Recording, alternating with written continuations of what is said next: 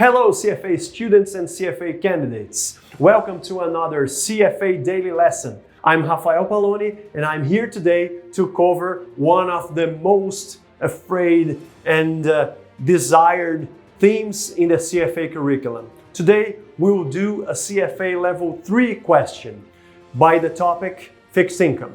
So without further notice, let's take a look at the question and see how can we solve it. Marcos Andrade has just retired and has always been a stock picker, making a substantial amount by investing in equities. Although his portfolio is diversified, he became concerned with the volatility of the equity market and looked for an advisor. João Godoy proposes to retain 60% of the portfolio and shift 40% to a diversified portfolio of fixed coupon treasury bonds.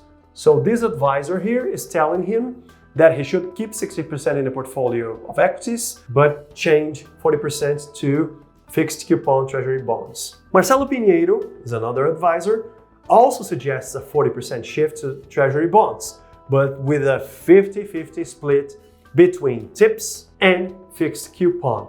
Which proposal is more appropriate to Marcos? Justify your answer. So you can see here a typical CFA Level 3 question.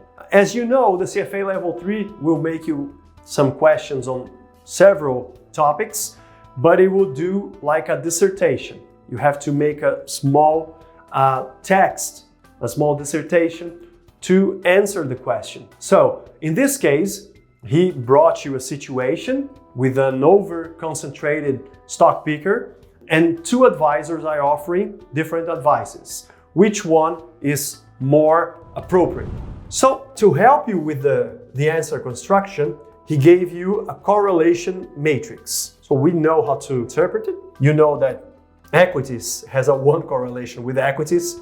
Same goes for treasuries, same goes for tips. Every time we compare one alternative to itself, the correlation is obviously 1.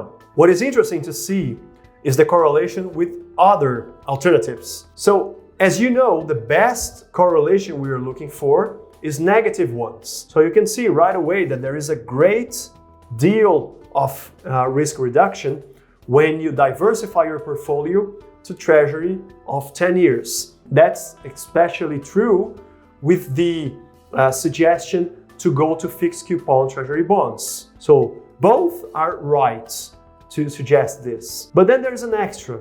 You can see that there is a small correlation, 0.63, between tips and the 10-year treasuries. In other words, you gain a lot of risk reduction by moving to treasury 10 years, but you get an extra risk reduction to allocating something to tips. You can see here that because the correlation is not +1, you get something by making this move. So which proposal is more appropriate to Marcos? Well, with the information given here, Marcelo Pinheiro is more appropriate. So we would go Marcelo Pinheiro. But the question asks you to justify why is that. So you wouldn't get full grades just by answering Pinheiro.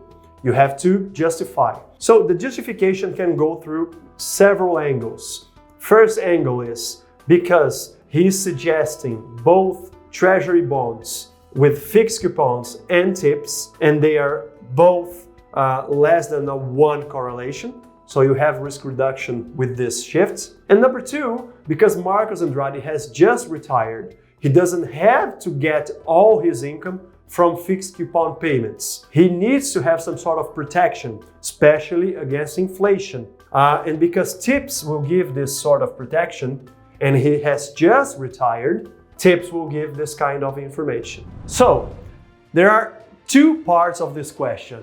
First part is to show which advisor is the most appropriate. That is kind of easy. Second part of the question is to justify why.